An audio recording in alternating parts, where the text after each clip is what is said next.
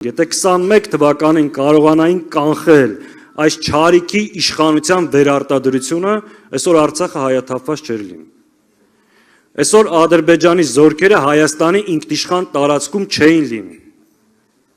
Բայց սրանով սպառնալիքները չեն վերջացել։ Շարունակ հանձնվելով Ադրբեջանի ախորժակը ավելի է մեծանում։ Այսօր մենք Հայաստանի Հանրապետությունում մեր անկախ հայրենիքում ինքնության պահպանման խնդիր ունենք։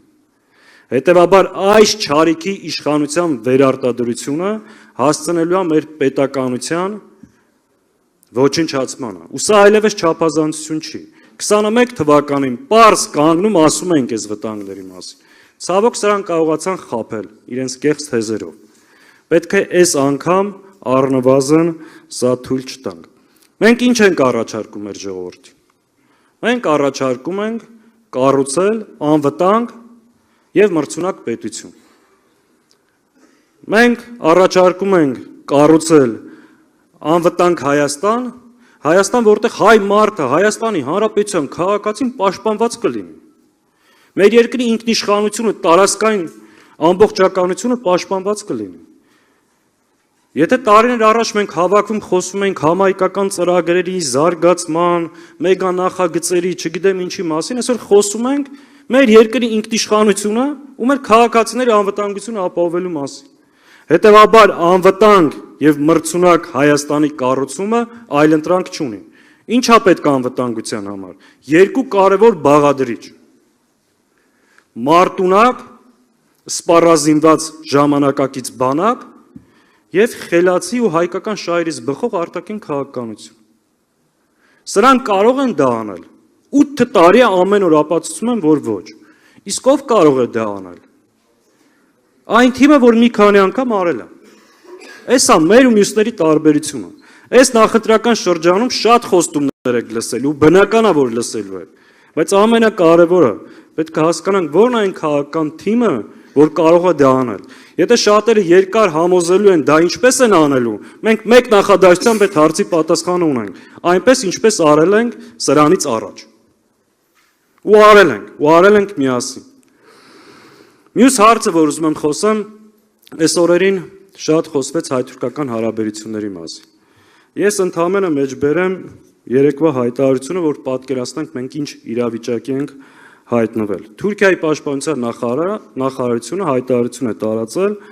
որով ասվում է, մենք հիշում ենք անմեղ և անպաշտպան թուրքերին,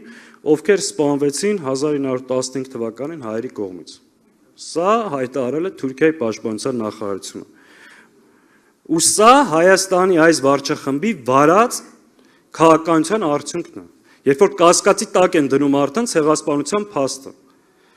Ու այս կարգի լկտիացնում ու ցինիկացնում այն մարդկանց, ովքեր մեր սեփական հայրենիքում վերջի 100 տարվա մեջ 2 անգամ ցեղասպանության են ենթարկել։ Ու Հայաստանի իշխանությունները ասում են, որ մեր անվտանգության երաշխավորը Ադրբեջանն է։ Էսա իրականությունը, որ խորությամբ պետք է հասկանանք։ Իսկ ինչ վերաբերում է հայ-թուրքական հարաբերություններին, մեր տեսակետը շատ հստակ է։ Մեզ ցեղասպանություն ենթարկած պետությունը վերջին 35 տարի մեջ Հայաստանը շարունակում է պահել շրջափակման մեջ։ Մենք կողմ ենք հայ-թուրքական սահմանի բացմանը։ Բայց այդ սահմանը փակել է Թուրքիան եւ պետք է Թուրքիան բացի։ Ու պետք է բացի առանց նախապայմանների։ Եվ մեր 1.5 միլիոն նահատակված եւ սրբադասված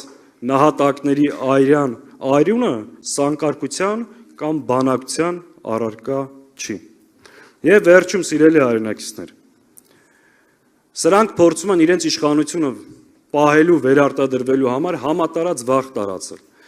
Իմ ընկերները արդեն ասացին, սրանք իրոք վախենալու չեն։ Դուք որևէ մեկից վախենալու բան չունեք, որովհետև սրանց կարճ ժամանակ է մնացել, բայց իրանք վախենալու շատ բան ունեն, որովհետև իրանք պատժվելու են ու խիստ են պատժվելու հայրենիքի ամեն մի մետր հանձնած հողի համար ու ամեն մի զոհի համար։ Եվ իրենց վախը բերում է նրան, որ փորձեն մեր քաղաքացիներին վախեցնել։ Դուք տեր կանգնեք ձեր իրավունքներին, քվյարկեք ու մերժեք այս իշխանությանը, մենք ձեր քվեին տեր ենք կանգնելու եւ միասին ուժերով կառուցելու ենք արժանապատիվ ու անվտանգ Հայաստան։